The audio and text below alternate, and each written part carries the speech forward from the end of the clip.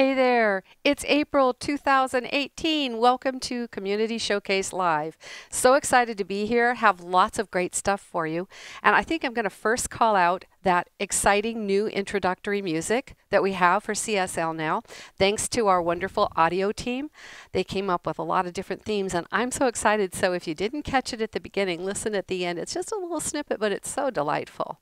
And speaking of delightful, we had some nice intro music from Hashel 05 and Oma Brugi. This is a piece that they wrote as a video, and so it has, of course, the visuals, but we wanted to take the theme again because it is the theme from the Crystal Desert, which has been used in Guild Wars, in Guild Wars 2, and of course in Path of Fire, and that leads to the theme for today's show, which is Path of Fire, Crystal Desert, or All About Alona. So to get us started, let me introduce our guest for this month. Very excited to have Tracy West with us. Tracy was involved in the creation of the world in which we live in the Crystal Desert, in Omnoon, in all those great places. So Tracy, tell folks a little bit about yourself and what you do here. All right, so I'm an environment artist, and so what that means is I do everything from setting up the terrain, placing the props, lighting, and so I kind of have a lot of control over what an area will end up looking like. That's really awesome. And it looks so amazing. I told Tracy that I've played other games with a desert setting, and there was one a long time ago where I said, it's just sand. And you guys did such a wonderful thing, making it vibrant and alive and just gorgeous. Yeah, well, thanks. I mean, we certainly had our fair share of looking at sand, but that always was something we kept in mind, was how do we kind of mix it up with different architecture styles. And, certainly as soon as you get into the areas like the tormented maps, how do we sneak in some tar, some kind of changed up twisted metal, how do we make this unique as a desert? As it is. Mm-hmm. Well, this month's art, let's get started with the first piece. I thought this was a good introduction. This is Balthazar by Steampunk Queen. It's what better way to start the show than with this guy, I think. The artist says that they created this iconic character using gouache. Is that right, Tracy? Gouache? Gouache. Gouache. Okay. Gouache. I knew I'd probably flub that, but it's a software program. Yeah. And that's I love the colors in this, don't you? Yeah. Well, I love the contrast that they used in this.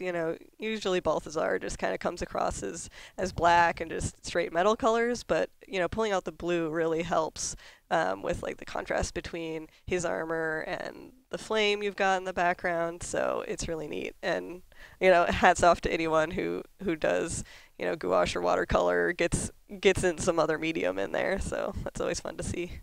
Yeah. An artist named Journey to Art School made this terrific raptor sketch. Journey said they might be making a little animation of this soon, and I just can't wait to see it. I think it would be so awesome if they were animated. Wouldn't that be great? Yeah. Oh, the one on the right, the bottom right especially, has some great expression there. I can really see kind of like a little cartoon or something happening. Yeah. He's got a kind of I don't know if that's a cute smile or maybe a little evil smile, but it's just absolutely darling. Vosberg created this as a test image. They were putting together like a pre-show test for being on our Sunday art show. And so they created some images, and I fell in love with this one. Every time I look at it, it just takes my breath away. Well, and I look at it and I instantly say that this could just be one of our loading screens. It has kind of our simplistic style, but yet, the patterning that they used, the colors are absolutely gorgeous. It really gets across, the mood and the sunset kind of feel, so that's awesome. Beautifully done. Artist Theism wrote, my main Asura druid, Magister Thika, meets an enthusiastic Choya. They're having a little trouble with translation here. He's trying, you can see the puzzled look. I'm trying to understand. What is it you're saying again? Oh, I just imagine that this is the little Choya scout out in the Highlands where he just speaks gibberish at you. So it's like, yep, I definitely had that moment too. There is the pointing finger, I have to say. Yeah, our audio team had so much fun coming up with the gibberish sound for all the Choya. So it's just adorable. Katzbach created this powerful image of a raptor And I thought it was wonderful. It was created during Inktober, which is the October long, 31 days, 31 pieces. And this piece just called to me the depth and the complexity of the image. Oh yeah, and you know, I laughed a little when I saw the micron pen in there because that's the exact pen that I use for doing all the detailed inking too. So, you know, I instantly looked at all of the little scales and all the detail they put in there with that because I know how hard that is when you transfer over to pencil and to ink and try to keep all that detail in there. So. Absolutely. Yeah, the glint in the eye and the scales, the snaggly teeth. It's just a wonderful job. Salad Posse told us their favorite labyrinth experiences. They love running through the labyrinth on their raptor, but they hate it when they get clotheslined off their raptor, fall to the ground, and a bunch of mummies take over. And that's what's going on here. It's a Halloween shot. Yeah, I'm glad you mentioned it was Halloween because for a second there I always thought it was Awakened, but the one on the tail is my absolute favorite. Oh, yeah, that's adorable. And you can see the raptor's looking somewhat apologetic there. Yeah, just a little bit. I think he actually is friends with the mummies. Oh. That's the real trick. He's not being tripped. He's actually just, you know, joining his mummy friends. Could be. You can find a whole series of excellent Inktober pieces on our Tumblr page by Syria Neres. I wanted to highlight just one. I just love it. I love the expressions, the look of devotion between the character and the griffin and the fluffy cloud. I like the slight adolescent look to the griffin. Just makes it so adorable. And you know, I main a Sylvari, so every time I see Sylvari, and I have a whole bunch of Char alts, so those two are like a special place in my heart every time I see them. So absolutely. Speaking of Char, our friend Charbecue, this isn't a Char, it's a Sylvari, but still, I love the name Charbecue, creates Orovix and Jin, and they told us Orovix finally got his griffin. And I got all the masteries completed. So to celebrate, they created what they call a bunch of approximate screen cap redraws. He named her Jin to go with his raptor named Tonic. Oh, what a dork. I love these. You can see a few more from Charbecue on Tumblr. Yeah, and what I like about Charbecues is that, you know, they have a very unique kind of art style. Sure does. And it definitely, you know, it's kind of simple lines, but it really gets across kind of a lot of the emotion and especially kind of the joy, freedom of movement, as they always say, for the griffin, you know, with its wings all out there like that. Yeah, it's a great stance, and then the face again, and the colors are wonderful. Yeah. And I have trouble talking about this because I love it so much. This is by Mohammed Qureshi, and it's called Spellbreaker. Everything about this image, I've got chills just looking at it. I love it so much. It's beautiful, it's stately, it's magnificent, powerful, focused. I adore this image. Well, and every time I see it, you know, it could just easily be the specialization image, right, for Spellbreaker. It's got, you know, it shows off the new weapon. It has very, like, Alone in feel, both in the outfits, like Straight Sun Spear, and the colors, you know, and just the power of the character that they're kind of getting across. You know, you really want to play a Spellbreaker when you see this. You do indeed. You do. Artist Tuman created this image of the Jackal. I'm so intrigued by it. I was wondering, like, maybe it's another Inktober piece. I'm not really sure. But the color choices and then those pops of colors within it, it's very distinctive. Yeah. Oh, I was so happy when we had an internal vote for the color for Path of Fire, and I'm a huge purple and pink fan. Oh, are you? So, Me too. So I see that, and I'm like, oh yes, they picked the Path of Fire colors for their Jackal, because obviously that's not the standard color for Jackal color. I was just at the fan event, and I was telling them how they were thinking about different colors, and I kept thinking purple. Yeah. And you too, huh? Yep. That's great. So yeah, I love kind of the swirls that they change some of the runes to kind of keep that extra, like, misty feel. Yeah, it's wonderful. This is Grilla and Mr. Hops by Second Scion. Grilla says, I like him because we have the same hair. I just thought it was very simple and yet very evocative, that image. I love that they caught that the bunnies have kind of the same mohawk as some of the char have, because in early development, when they told us that the NPCs could maybe be mounted, I instantly compared Ritlock to the bunny's hair, and I just like busted out laughing because they even have the same coloration if you look at it. So I'm glad this artist caught on. Yeah, that's great. Yep, that's a good duo there. Hippo Dog said, "This is my salad thief. He likes gold, drinking, hunting, and gold. I've changed him to Deadeye in Path of Fire, but I'm too lazy to draw the rifle, so it's the good old dagger and pistol." I love all the colors that most people who draw Sylvari get to play with. I think there's the entire rainbow in here on this one, and it looks great. And I also love, seeing some of the cultural armor is always really neat for Sylvari too. So I'm glad they captured all the sparkles and the rainbows available to them. The chromatic effect is just amazing. It's truly great. Check out Kempegard's adorable Choya kite. You have no idea such a cute creature could be so annoying, but cute. Well, and I'm so glad that they kind of caught this adorable image from some of the kites, because Dahe, our prop artist, kind of did this towards the very end of development. She did this and all of the little sand shark kites with the little faces. Really? And we all fell in love as soon as we saw it. So that's great. Great work. Great work. Another of our creative partners, Shuzar, created this image of Phyllis in the Crystal Desert. I was caught by the very stylistic approach, the very unique look to this. Oh yeah, and how they did the brand is very unique too, just to see it as kind of like an artistic background element.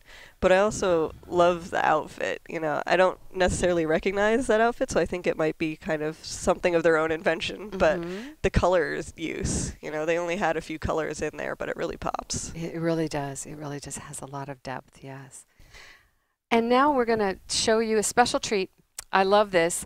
One of our forum members is named Flirty, and Flirty creates a lot of different videos with the overtitle of Elsewhere, and they go around the maps and the environments, which I thought of you specifically, because you create those throughout Tyria. And this one that we're sharing today is called Elsewhere, the City of Amnoon. Take a look. It's great.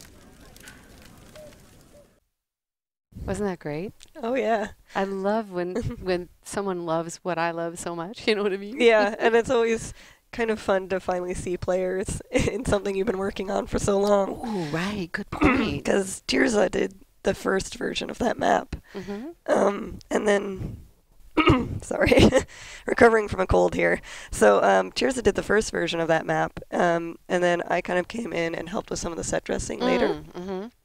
So, you know, I kind of have in my mind all the little areas, like the dubbed basket czar, where we put a basket on top of the god Balthazar's head. You know, Tirza did the first version of that, and then Z wasn't going to let that fly because we had kind of really fake googly eyes on there. But I went through and kind of made it look like the little boy had painted on there, and added the ladder and the little paintbrush and everything, and Z kind of was like, okay, fine. That's great. So details like that are That's always fun to terrific. see. Yeah, you can look at it with like, oh yeah, there's that little spot, and that's so great. It's such a wonderful area. Here's some more art. This is whoops, I appear to be going the wrong way. I'm so sorry. Here we go. This is Chilblain's cheetah, and what they said they really loved about the new Ranger pet was that it had an ape-like face. It was very different from your standard cheetah. Yeah, and I love that they caught kind of all the detail on the weird kind of mane that the cheetah has, because that was so unique to that model. So seeing like that little the glow and kind of the sparkle shimmer in there, it's really neat. Yeah, that's great. And I wonder, I don't know if this was Inktober also, but it does look like it might be pen and ink. I can't tell. It's hard to tell. It's very, very well done. Indecenis created this doodle while waiting for the launch of Path of Fire. I love this group. I love the mount, love the group. They look like they're having a blast. Yeah, I love how they modified the mount, actually. You know, it's definitely their own take on the raptor with kind of how they adjusted the horns and the size of the face and all the extra saddle little blanket. Well, and it looks like it's kind of wearing some jewelry and stuff on its like horns and on its tail spikes. So That's great. It's so much fun. So fun. Beetroot Patch created a lovely image of their Mirage Mesmer. Who would imagine it? Using a Mirage mirror. I think it's really lovely, and the way it's done is so distinctive. Oh, I love the shadow effect that, you know, a lot of the artists that do kind of Mirage chronomancers, you know, they really get into kind of the theme of their specialization and kind of approach their art as if, you know, they're keeping that all the different skills in mind. So it's always neat to see kind of the shatter effect on top of their art. So. Absolutely. Yes. I was really excited to see these Lego mounts by Mac. Mac, I don't know if they were prescient or whether there was some hint that there might be a fifth mount, but I noticed they've got the 4 and then they've got an empty mount for the mount for the 5th. I think that's great. So this came out, they created this right when Path of Fire launched and before the Griffin had been acquired by players. Yeah, I remember seeing this on Reddit, actually, and just loving the kind of action shot of the Springer and seeing all of my legendaries, like how they were able even to get Kudzu in there and stuff. Kudzu, it's always fun to see kind of, you know, with what you can do with only a few little bricks and just kind of in the right place, you know, that you can really tell which is which. And you can. So very, very distinctive and perfectly representing those different mounts. So great work, Mark. Great work.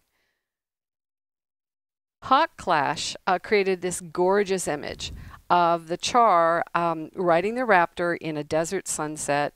The colors, the composition, the lighting. I loved how they kind of captured, you know, both the interesting lighting that can happen when you're in an area like, you know, both sulfurous and with the desert dust where you get all the light that can kind of get captured in that haze, and just, you know, being able to light things from the ground is kind of a unique and fun thing too. True. So I love the glow and kind of the haunting nature they were able to catch of the tormented area. So truly gorgeous.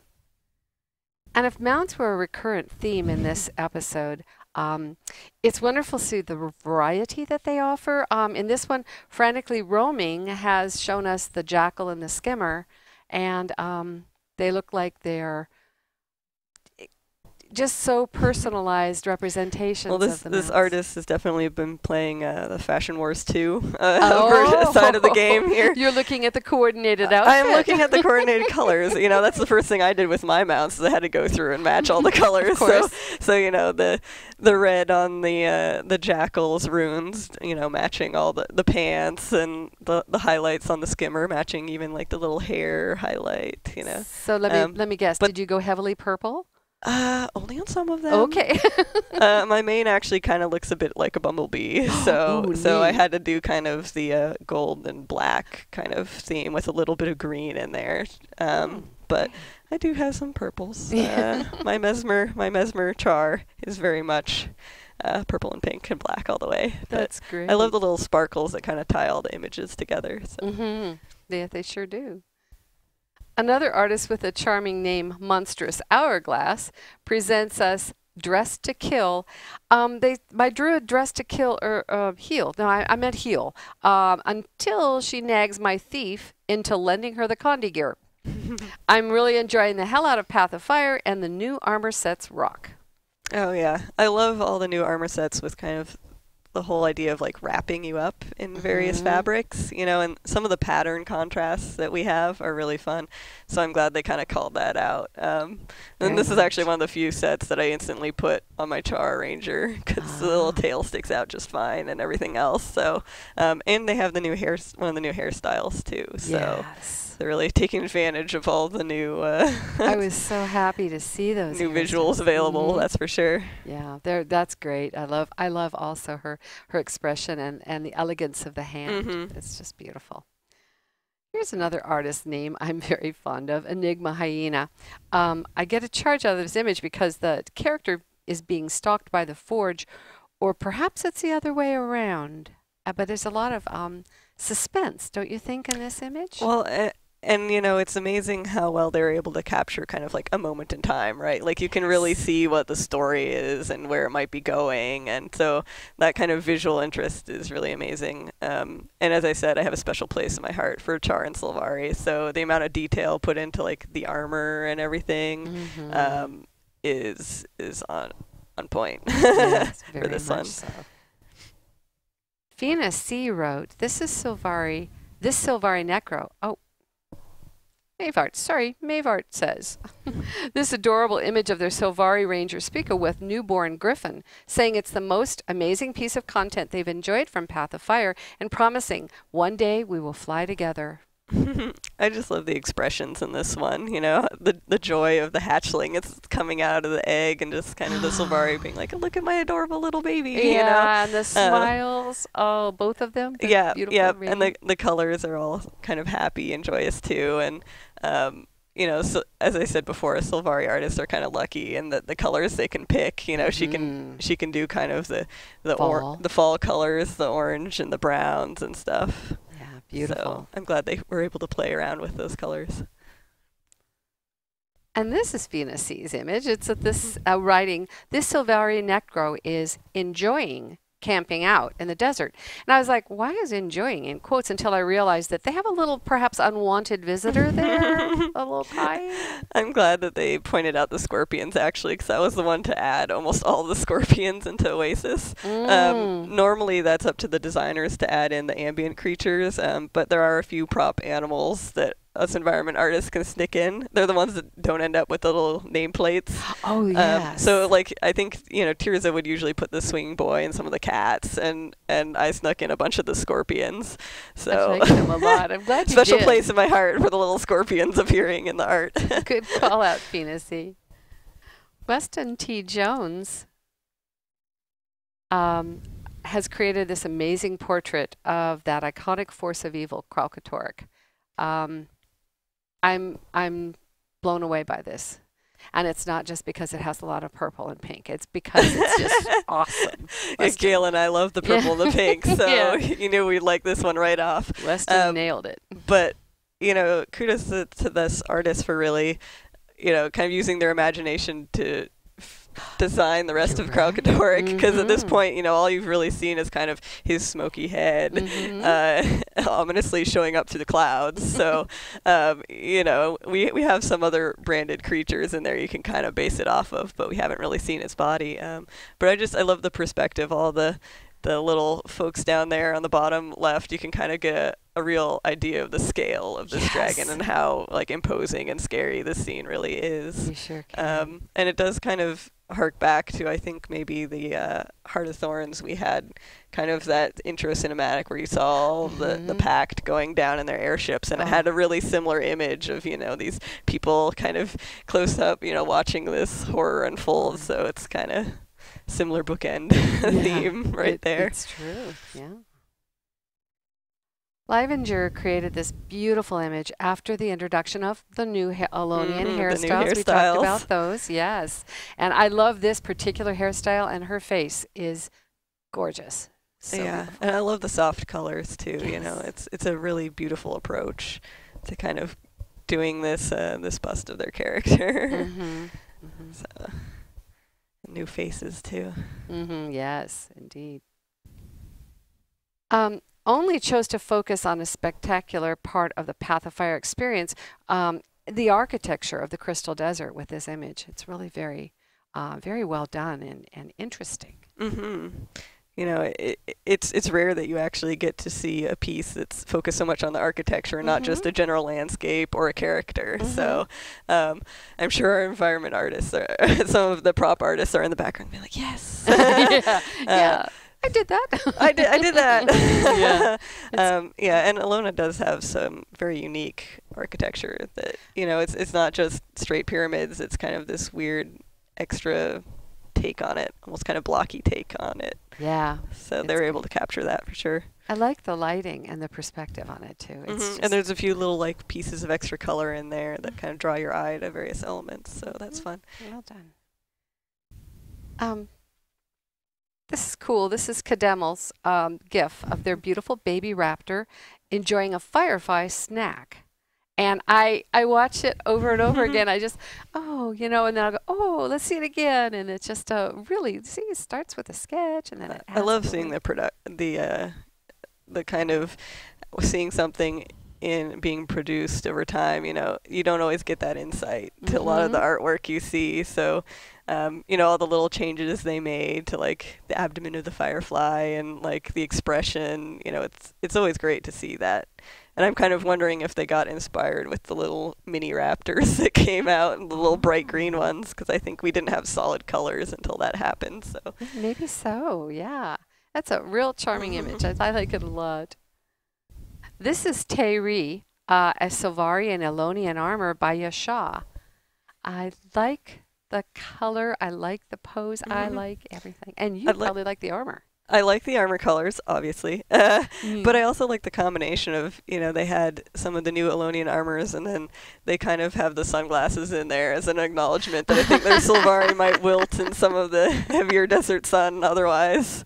When you say wilt, they literally wilt. Oh yeah. I can't imagine it's pleasant for plant life out there unless they have a little bit of the cacti. The succulent. There's a few, I think heads and maybe at least the male Silvari, I think, has a cactus-looking set of hair, but that's great.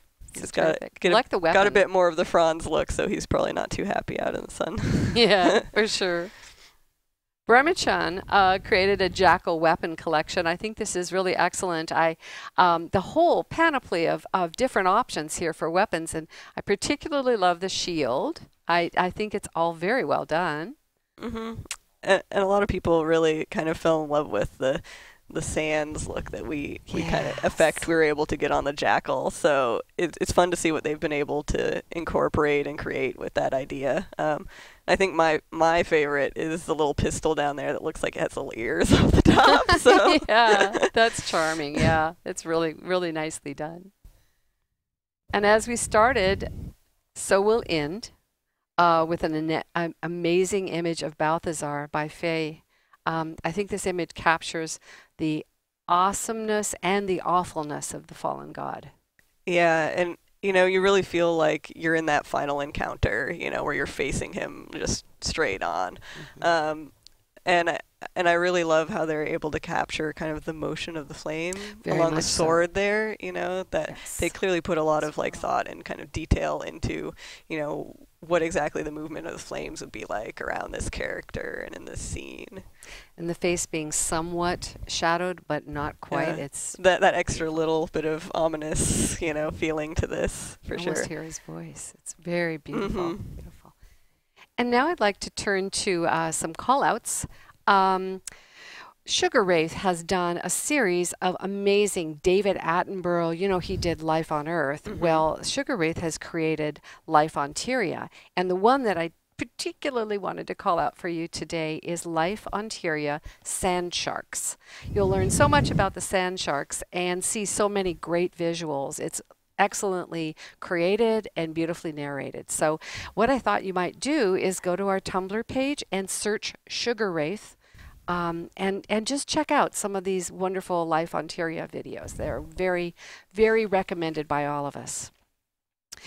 Other things that I'd like to share with you is that, of course, you can share your art, and we hope you will, on our official forums or on Tumblr. On Tumblr, use the hashtag GW2FanSubmission. On our forums, you can actually embed the images right there. If you have hosted them on Tumblr, Imager, Instagram, or YouTube. So share with us, share on either or both media. We love that. And you'll find all CSLs, all of these programs are archived on our GW2 YouTube channel station thing, whatever it's called. You can go there and look for the playlist. And then you'll just search for Community Showcase Live. The playlist has every episode that we've done over the last 2 years and more. And go ahead and give those a view. There's a lot of great shows, some about festivals, some about different areas of the world, and we hope you'll enjoy those. And that's pretty much a wrap for April. Our next show will be in June. And likely around the middle of the month, we'll share on social media and on the forums when the date is for the show. In the meantime, share your images on forums or Tumblr anytime. We can go back as much as 2 or 3 years to find a good image for a show. So do share. I want to thank you, Tracy, for being here. It's such a pleasure to have you here. You're welcome. It was fun. I've been waiting to have Tracy on the show, and this was the perfect episode to have you here because you're so involved with that wonderful thing called Path of Fire, which I dearly love. I'm glad we were finally able to get this out there. Yeah, absolutely. It's a joy to see your work, really. And for now, thanks for watching. See you in June, and keep creating.